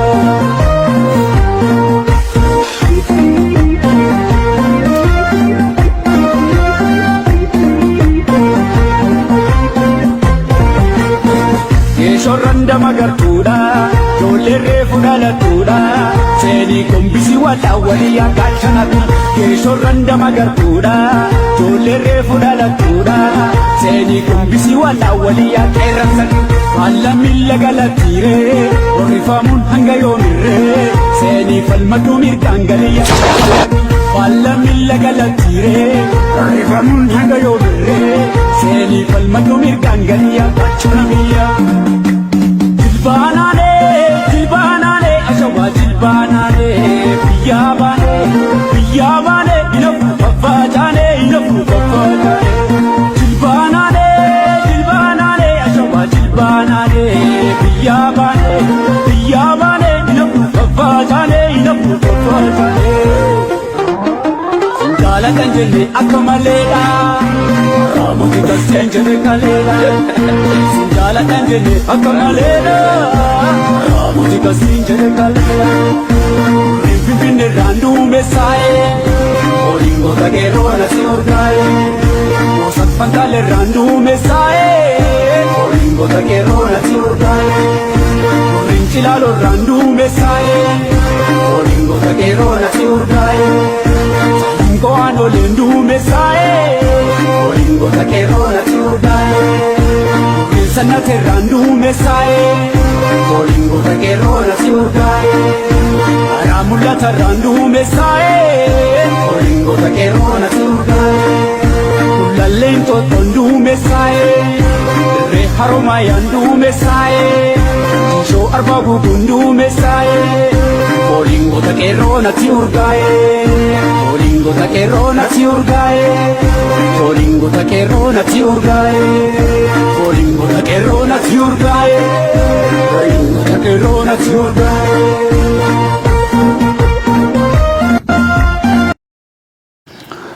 akkasi mirgaan nu gala yennaani footoleen biraa takkaas kan erganii jira waraana hiikkatan haalaallu suuraalee qawwee hiikkatanii san garsiifne san booda hidhannoo isaanii hiikkatanis laala waraana keenyaan mirgaan nu gala galatoomaa ulfaadhaa hedduu namatti tolanii hedduu namatti tolan sabni kun bikka abdii kutatu jiru guyyaarraa guyyaa dura khilaash malee harkatti nagarru meeshaan waca qa'achuu yamma dargaggeessi illee lafa guute meeshaa lafa guute galata waaqaati kula amma gaa warra lola keessatti waraana meeqa qabna inni waraana lama qabna waraanni meeqa biyya dhiqasan baasi hoggaa dammaqee waraanni beetee abiyyi biraa qabnu hagaaratti galee gaa goota miila irraa dhiqan keefii dhufe hidhannoo isaa hojii keefii dhufe miila irraa dhiqanii akkana keessu bachiisan kun hundi dammaqee isaa beekadha bara Oromoo wal ajjeeftu ture bara Oromoon AFL fi ABO deeggartanii ummataw arraba irraa muruu fi bishaan dafaa baasuu fi beeka waaqatti galchaa bahanii jechuudha arrammoo khadiimni hidhachiisee miila irraa dhiqaa jette Oromoon irraa bar dammaqiinsaa kun jaran bilchaachuu jira beekadha warri biyya alaa hungaa mallee walumaa gaappiin arkaa jira jechuudha dammaqiinsi Oromoodhaa biyya keessaatii fi dammaqiinsi waraanni keenya qabu dammaqiinsi hogganni keenya qabu dammaqiinsi waraanni keenya qabu dammaqiinsi ummata keenya biyya keessaa hedduudha kutee jechuudha ammoo dammaqiinsi biyya alaa hundi xiqqoo shorroqaa jira dhaqqabuu qabna miila irraa dhiquu jechuun poolitikaa laaftu miti waan abdii namatti horu galatooma yennaa waraana keenyaanii mee isaanii wallaan hoggaa madaa'is laala kaan amma miila irraa dhiqan hidhannoo isaatiin itti makame amma wallaanu jira ammoo halola keessatti eega lolli dhume booda isaan madoo isaanii darbanii biraa hotan joollumatee nyaatu reefaas awwaalee madoos wallaana gaa waraanni keenya naamusa isaatiinis injifataa jira lola qofaa miti yeetsabaa waan callee nyaachaa jira barbaachisa beekan addunyaa irratti irra guddaa namni moohee kaasa beetee naamusaaf fudhatu nuti amma naamusaanis lolaanis waraanni bilisummaa Oromoodhaa kaasa nyaataa jira horaa bulaa deebana yennaani qabxii itti aantu nu dabarsi gara kaabatti hoggaa isin deebifne gabaabinaan wayyaanis wayyaawaa jirti TDF wayyaawaa jira gara dippiloomaasiidhaan illee abdii hedduu dhiibbaa irratti uumaa jiranii gara lolaatiin illee marsaa jira bakka hundattuu kukkutaa akkuma gaadhiyoota hunda sanii gabaasaa ture yaani gaa beetee batachuu dhiisaniiti amma ሪጴሎላ ታኒ ሪጲሰኒ ቀጨም ጎዳኒ ጪ ጎዳ ጅረ ሻዕቢያ እትዲያዳ ሰበር ዜና የመከላከያ ኮንቮይ አድፍጠው በነበሩ የትግራይ ወታደሮች ከጥቅም ውጪ ተደርጓል። በሌላ በኩል ደግሞ የሻዕቢያ ወታደሮች ኢላማውን በሳተ የድሮን ድብደባ የተመቱ ሲሆን በቲዲኤፍ ጥቃትም ክፉኛ ተጎድተዋል። ወደ መጀመሪያው ዜና ስናልፍ የትግራይ ኃይሎች በሻዕቢያ ሰራዊት ላይ ከባድ ጥቃት መሰንዘር ችለዋል። ከተለያዩ ምንጮች የተገኘው መረጃ ቲዲኤፍ በሻዕቢያ ሰራዊት ላይ የወሰደው እርምጃ ትልቅ መሆኑን ያሳያል። የመካከለኛው ምስራቅ የጦር አናሊስት ሳጂድ ናዲም በበኩሉ የመከላከያ ኮንቮይ አድፍጠው በነበሩ የትግራይ ወታደሮች ከጥቅም ውጪ መደረጉን የሚያሳይ ምስል አጋርቷል። ሳጂድ እንዳለው ከሆነ ፎቶ የተነሳው በአድዋ ግንባር ሲሆን ከከተማው ዙሪያና በከተማው ውስጥም ጥቃቱ እንደሚቀጥል ገልጿል። የሻዕቢያና የመከላከያ ኃይሎች ከአድዋ ተሻግረው ሌሎች ከተሞችን እንዳይቆጣጠሩ ቲዲኤፍ መንገዱን እጅግ አክብዶታል ያለው የጦር አናሊስቱ ከተማዋን በእጃቸው ስር ማቆየትም እየከበዳቸው ነው ብሏል። ሚሊታሪ ኤንድ ፎሬን አፌርስ ኔትወርክ እንዲሁ የኤርትራ ጦር በብዙ አካባቢዎች ከበባ ውስጥ መግባቱን ዘግቧል። አክሎም የኢፌድሪ አየር ኃይል የፈጸመው የድሮን ጥቃት ኢላማውን ስቶ የሻዕቢያ ወታደሮችን ከጥቅም ውጪ አድርጓል ብሏል። የዛራ ሚዲያ ኔትወርክ አዘጋጅ የሆነው ስታሊን ገብረስላሴ ደግሞ ሻዕቢያ ውቅሮ ማራይ ላይ መቆረጡን ገልጿል። ተቅበዝብዞ የጉንዳን መንገድ ታክል ተከትሎ አድዋ የደረሰው የኢትዮጵያና የኤርትራ ጦር ዛሬ ከሰዓት በኋላ በአስደናቂ ሁኔታ በአክሱምና ሽረ መካከል በምትገኘው ውቅሮ ማራይ ላይ መቆረጡ ታውቋል። የሁኔታውን ከባድነት ከገመገሙ በኋላ ዛሬ 60 ባዶ አውቶቡስ ከሽረ ወደ አክሱም አቅጣጫ ልከው ነበር። ዓላማው ባይታወቅም ወታደር ከቀጠናው ለማስወጣት ሊሆን ይችላል። ወደ ራማ ኤርትራ አቅጣጫም ታሪካዊው ቦታ አዲ በራህ ላይ ዛሬ ከባድ ውጊያ ውሏል። ከአድዋ ሊወጣ የሚችለው አንድ ነገር ብቻ ነው። እርሱም ተጋሩ አድዋ ላይ የገቡትን ወራሪዎችና ባንዳዎች እንዳይወጡ አደረጓቸው የሚል ታሪክ ብቻ ነው ሲል ስታሊን ገብረስላሴ በማህበራዊ ትስስር ገጹ ላይ አስፍሯል። ይህ በእንዲህ እንዳለ የትግራይ ሰራዊት ዋና አዛዥ ታጋይ ታደሰ ወረደ በሁለት አቅጣጫ የመጣ የሻዕቢያ ሰራዊት መደምሰሱን ገልጸዋል። ዋና አዛዡ ትላንት ለጋዜጠኞች በሰጡት መግለጫ የጥምር ጦሩ ዋና ዓላማ የትግራይን ህዝብን በመጨፍጨፍና በማፈናቀል የትግራይ ሰራዊትን ደጀን ማሳጣት እንደሆነ ገልጸዋል። አድማጮቻችን ከዚህ በመቀጠል የወዲ ወረደን ንግግር አቀርበዋለሁ። የኤርትራ መንግስት በዚህ ውጊያ ማሳካት የሚፈልገው መጋላ አክሱም ፊ አድዋ ጅዱ ጅርቱ ውቅሮ ማርያምቲ ሙራኒ ጅራኒ አድወቲ መርሰኒ ጅራኒ ወሊገለቲ ጋ ቶፍታን ሃሬኒ ሪጲሱዳ ሰደለጉ ጅርቲ ጋ ፍሮኔ ኸረቀሙፍ ጅራያችሁ የዲዲሞ ጅራ ፍሮኔ አኮ ብሻኛ ተሰንቲ መላ ማጂን ኢሳ ቀብሪን ኢሳ ትግራይ ተወንዶልቱ ወሊገለቲ ገረ ካባቲን ጋ ተናጀራ ወሪ አብይትስ ገባሳ ጋቻ ጅራ ነው ቲሸቦ ሚዲያ መዳሊ ጎኔ ኦፍላችሁ አኮ በሳን እንጂፈንዶ ኢብሰተነቲ ወሪ ቤቴ ቢፒዳቲስ ወራኒ ቲዲኤፍ ዳ ፈጨ ሀርከ ከነቹ ጅራኒ ቤለዋኒ ዱክራ ካፍሬ ዳበምሲፍኔ ቹ ጅራኒ ጋ ኢሳን ለማን ከነ ወልብረ ኸይኔቲ ዴቪኔ ጋ ረጋ አለራቲ በርባና ካን ቤቴ ሚዲያ ፒፒንቴን ከሚዲያ ቲዲኤፍ ኢንቴን ሚዲያ ወለባ ፍኔ ጋ ድቢ ኢሳኔ ከሲም መዳለ ይፈና አሙ ሚዲያ ሰደ ከነ ሁጉ ወልጅራ ዴሳ ጀራ ማሊፍ ሎጊ ጎነ ከን ፈካነፍ ሚዲያን ወያኔ ዳ ገባሳን ሲኸና ሚዲያን አብዮ ገባሳ ኢሳን ገቸማል ሸብረን ወኻ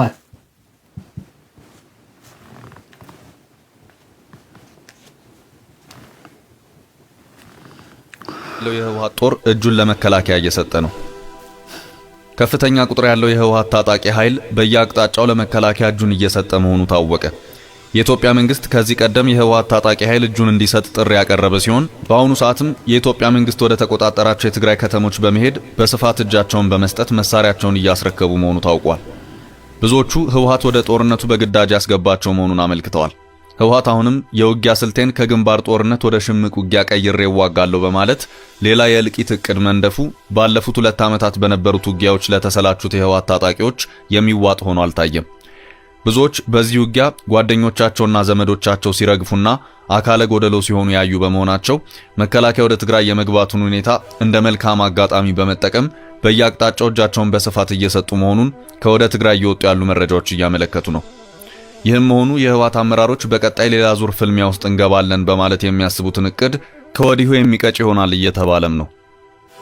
ከትላንት ወዲያ በጦርነቱ አጠቃላይ ሂደት ላይ ማብራሪያ የሰጠው የህወሓት ጦር አዛዥ ታደሰ ወረደ ህወሓት በሽምቅ ውጊያ መልኩ ገጠሪቱን የትግራይ ክፍል መንደርደሪያ በማድረግ ከተሞችን ለመቆጣጠር ስልትና እቅድ ነድፎ የሚንቀሳቀስ መሆኑን ፍንጭ ሰጥቷል። በአሁኑ ሰዓት በትግራይ ምድር በስፋት እጅ እየሰጠ ያለውን የህወሓት ታጣቂ የኢትዮጵያ መንግስት ወደ ምርኮኛ ማዕከላት በማሰባሰብ በሂደትም የተሃድሶ ስልጠናዎች የሚወስዱበትን ሁኔታ እያመቻቸ መሆኑን መረጃዎች እያመለከቱ ነው። ከዚህም በተጨማሪ ባለፉት 2 ዓመታት በህወሓት አገዛዝ ክፉኛ የተማረሩት የትግራይ ነዋሪዎች በአሁኑ ሰዓት ህወሓት ከሚቆጣጠረው የትግራይ ክፍል በመነሳት መከላከያ ወደሚቆጣጠረው የትግራይ ክፍል እየጎረፉ መሆኑ ታውቋል። ህብረተሰቡ በህወሓት ከመማረሩን ባሻገር በመከላከያ ቁጥጥር ስር ባሉ አካባቢዎች እየተካሄደ ያለው የእርዳታ እህል ስርጭትም ቢሆን ወደ አካባቢው እንዲጎርፍ እያደረገው ነው ተብሏል።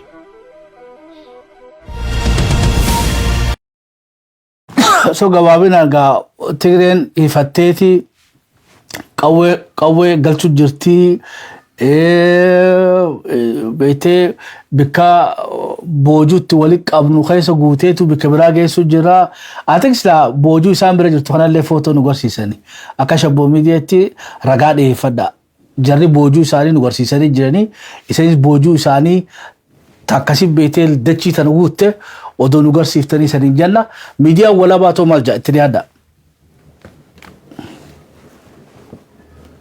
received some reports that the Eritrean army, B loyalist forces, were attempting to move towards Mekelle from the Afar region. Now, as it sits today, it would appear that after a number of counterattacks, the Tigrayan Defense Forces are in full control of Adigrat and all areas leading up to Zalambasa. It's reported that there had been a number of engagements along the B20 highway, and Eritrean forces have since pulled back towards Zalambasa, or the Eritrean border. Furthermore, it would appear as well that well over 1,000 Eritrean army forces are now surrounded within the vicinity of Adwa. It is also apparent that the Tigrayan Defense Forces have cut off the B30 highway in a number of areas in between Shire and Axum. Yeah. So gababilan gabasa ini nugochu juru naannoo Adwaatii fi Adwaa fi Shiree jidduutti akkasumatti illee Aksuumis fi Adwaa jidduutti bakka hedduutti waraanni hamuramee fi hamarfamee haala kana keessa jiranii waraanni Eritreyaadha Shaabiyaadha gariin ilmaatuuf booda deebi'ee jiraadha. Maybe gara Addigraatiin taatuun beeku Zaalambasatti ol deebi'aa jiraadha. Kashireedha achumatti marsanii harkaa qabanii ammaan dura Tigreen defensive irra turte amma defensive irraa gara counter attack itti dabartee jirti. Counter attack booda gaa offensive dha. Amma immoo counter attack godhaa jiran ofirraa faccisu jiranii ofirraa faccisu irraa amma ofirraa guusuutti jiran. Gaa ofirraa guusuu kana booda gaa ilaalla steepii tokko hafiifan mallee. Gabaabduutti tooftaan Jeneraal Taaddasee Waradaadhaa almost woboo ta'an jechuu hin dandeenye jarri. Baadiyyaatti gaggalanii magaalatti attaa godhan. Dubbeen isaanii baadiyyaadhaa bakkitti immoo qabachuu deeman dha'uu jiran magaala. Tooftaa waraana bilisummaa Oromoodhaa itti fayyadamaa jiru. Waraana keenyallee kanuma gorsaa baanee magaalaa gurguddoo qabachuun beektee xumura qabsootti ugaa dhiyaatte malee opereeshinaaf hawaasa keetii fi waraanallee si harkaa miidha. Ammoo dubbee ta'e daggala godhattee hoggaa magaalaa jeequu dandeessa. Waraana mootummaadhaa kan magaalaa keessa jiru.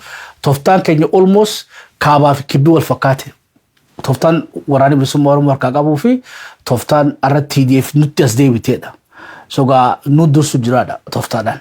Dura isaan odduu of tuulaniitu akka mootummatti dirree bahanii birgeediidhaan meeshaa taankiidhaan maarree madfiidhaan sossoo'u turani kana hunda dhiisaniiti irra akkuma keenyatti dishkaadhaan kilaashin snaayiparidhaan lolaa jiranii gaafa bu'aa buusu jiraaf amma firee buuseef gaafa akkasii dirree yaa'an ammoo hedduudhatti miidhamanii har'a hoggaa muraasa adda bahanii dubbee isaanii baadiyyaa godhatanii gara magaalaa duulan riphee lolummaan tun bu'aa buusteef. Oduun biraa gabaabduun marii South Africa keessatti deemaa jirtu yoo rabbiin fadhee har'a ni xumurama. Har'a isan bira boruu ta'a. Boruu ni xumurama. Gaa soddom jechuun gaa boruu. Qabxiin guddoon harkaatti wal qaban toma lola dhaabuu malee Eertiraa sanii ammallee murteessin. Itti deebi'uun isaanii ni mala. Marsaa duraa kanarratti ammoo at least waa lamarra walii galuu deeman. Waa sadii kaayyatan toma wayyaanee lafa kaayattisan jechuudha ajandaan kiriillee. Tokko lola dhaabuu lammaffaa gargaarsi namoomaa isaanii dhaqu sadaffaan Eertiraan bahuudha. Amma Eertiraan bahuudha san busfataniiti raawundii ammaa kanarratti nyaata gargaarsi dhaquudha walii galanii jiranii diiteelii isaa harkaan qabnu ammoo talolaa walitti dhiyaataniidha malee walii galanii hin jirtu. Lola dhaabuu irratti dhiibbaa jaba mootummaa Itoophiyaa irratti addunyaan godhaa jirti. Gaameen ilaalla. Alada kanatti raazii toftaan beekte isin raazii taatee achi dhaquun kuni already mallattoo egaa milkiidhaan harkaa jirra.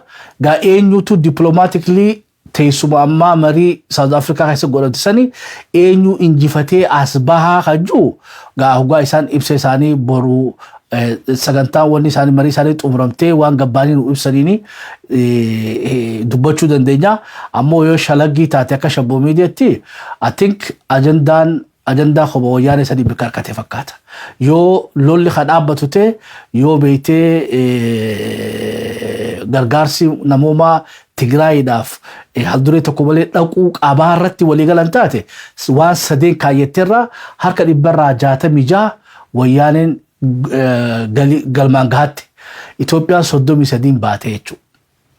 So bikka sadiitti yoo qoonneef harka lama wayyaaneedhaan dippiloomaasii moohe harka tokko Itoophiyaan mooha. Yoo Eritiriyaan haa baatutti ammoo murteessuu baatan marii tana keessatti. Yoo ammoo mariin tuni dubbii beeytee qawwee maali dhukaasa dhaabuurra karaa beeytee wayyaaneen hiikkachuu qabdirratti walii galan taate abiyyiidhaatu olaantummaan xumurate jechuudha.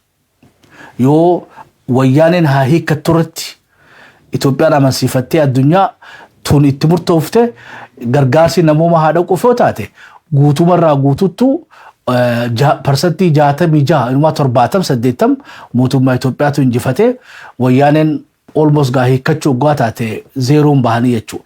So gaa bu'aa bahii kan ilaalla. Waan isaan qabatanii gabbaan irratti hundoofne eenyu injifatee akkasitti gaa herrega isan ibsina. Oduun gaa niwsiileen abdii guddaadhaan eeggataa jiranii alada kana mitti haadhiyan. This is Democracy Now!, democracynow.org, The War and Peace Report. I'm Amy Goodman with Nermeen Sheikh. We turn now to look at the crisis in Ethiopia. Peace talks between Ethiopia's government and rebel forces in Tigray began earlier this week in South Africa. The African Union is mediating the talks, which are aimed at ending a devastating conflict that began 2 years ago. Hundreds of thousands have been killed in the brutal war. One analyst estimates the death toll could be as high as 800,000 people. Millions have been displaced. Hundreds of thousands facing famine. Last week, the head of the World Health Organization, Tedros Adhanom Ghebreyesus, who is from the Tigray region, warned time is running out to address the humanitarian crisis. This is a health crisis for 6 million people, and the world is not paying enough attention. I urge the international community and the media to give this crisis the attention it deserves. There is a very narrow window now to prevent genocide. Joining us from Germany is Tzadala Lama.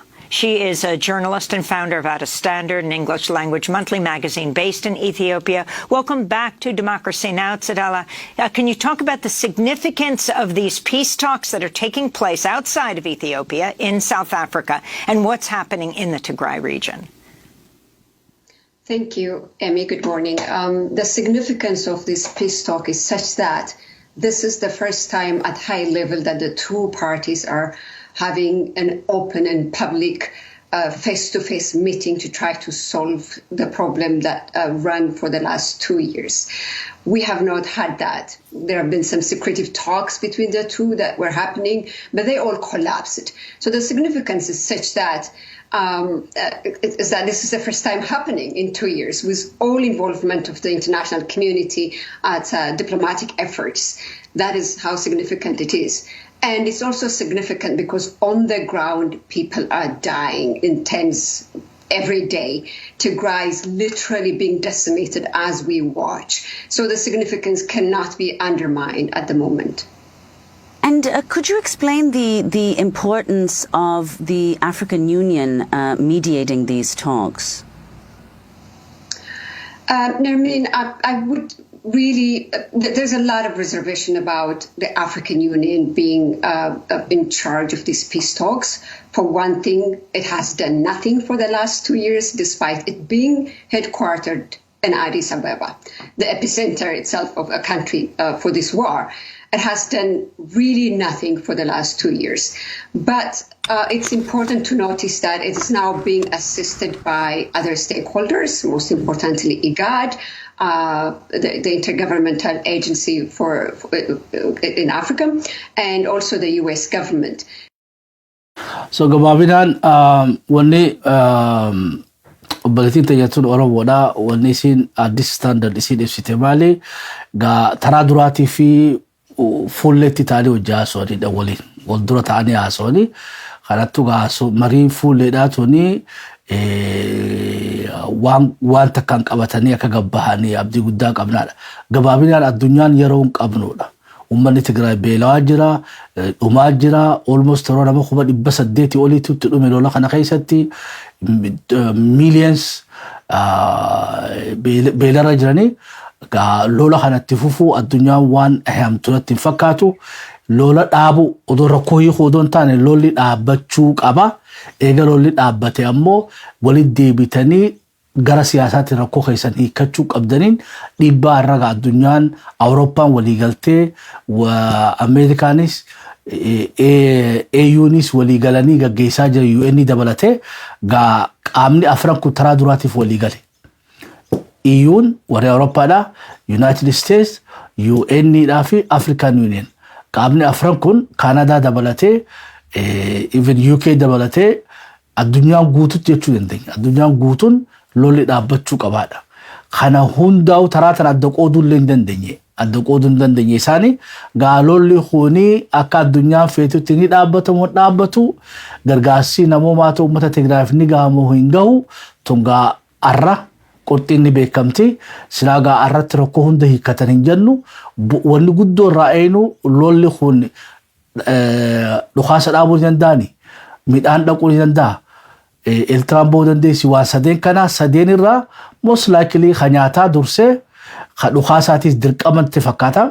Meegaa murtii isaan qabatanii bahan laallaa yoo ammoo halolliin dhaabbanne taatee Ameerikaan kana booda maal godhuu deemti. Gaafin guddoon UN'n African Union illee beektee dirasii bitayee ittuma idaanu United Nations fi USN tarkaanfii akkamii beektee qaama lola dhaabuu didara fudhachuu ta'aniin waan akka shabboo miidiyaatti gaa waliin umriin waa kannu waliin arkuu teenyu.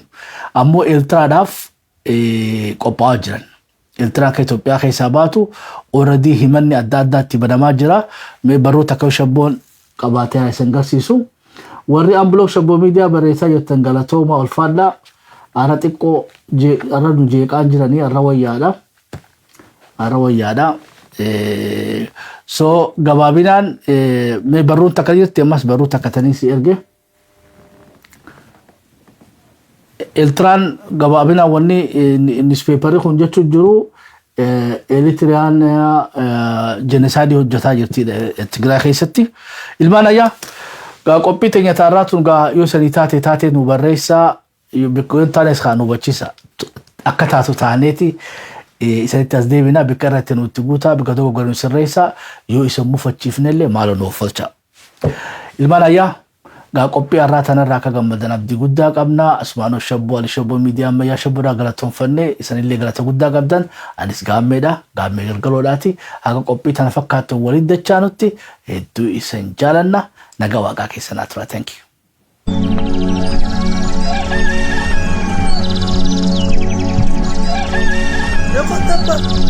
Whoa!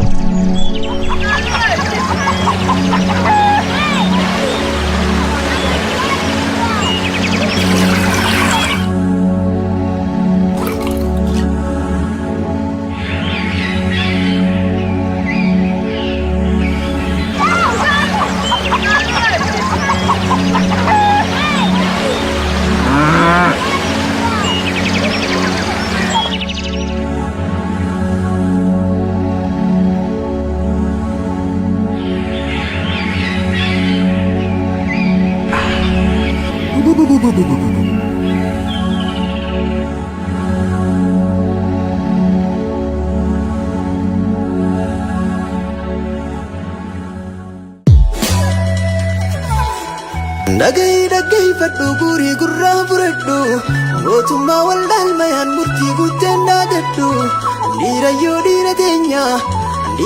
dira tenya sena sani adadhu Sena sani adadhu Kormo so bangada kharraba dori ume ilmi sagal mona bandula misro tahame Wadai galmo bangada Lola chali jalan ko nafse lammi sayame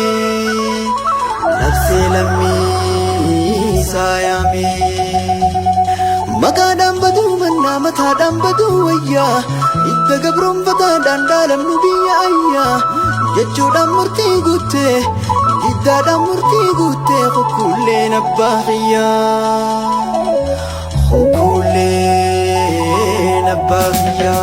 Murasayon namanya taloli ebu Murasayon namanya taloli ebu Gabati gaflola misra loli ebu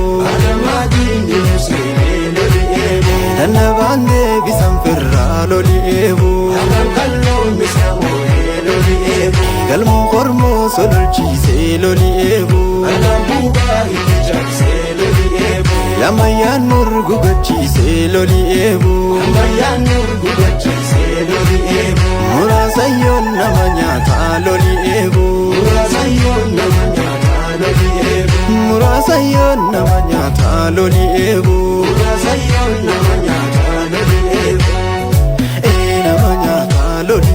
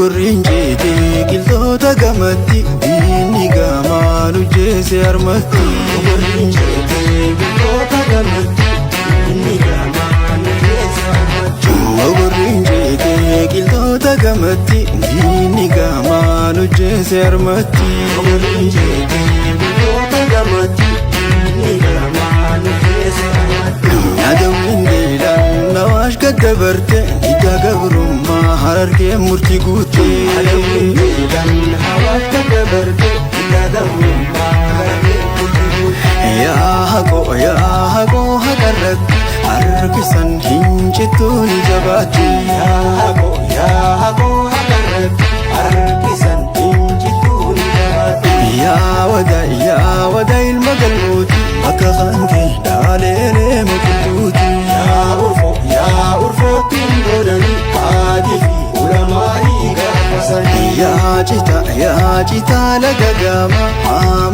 haamanii si tuulanii Yaa baqar mawaareet akka qankee kan bu'e mul'isa daati Yaa ibrool mashaqaati akka qankee bu'e jaarraa abbaa gagaati Yaa